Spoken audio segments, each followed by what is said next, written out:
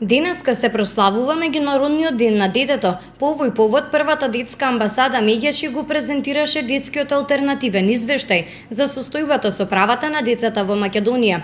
На пресконференцијата на која говореа ученици и автори на извештајот, беа презентирани повеќе аспекти од животот на децата во државата и проблемите со кои тие се соочуваат, поделено во 7 тематски целини. Всушност детскиот извештај дава еден детален поглед за тоа како оваа конвенција се спроведува во Македонија од перспектива на самите деца.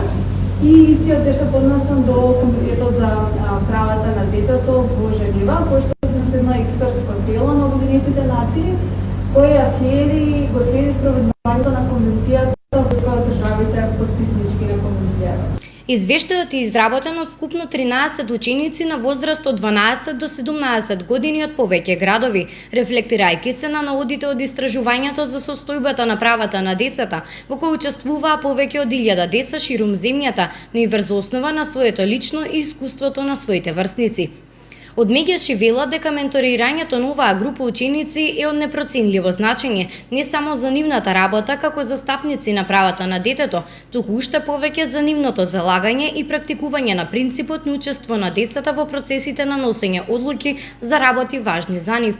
Тие потенцираат дека овој извештај е задолжително четиво за секој кој се грижи за добро состојбата на децата, како и напредувањето на нивните права.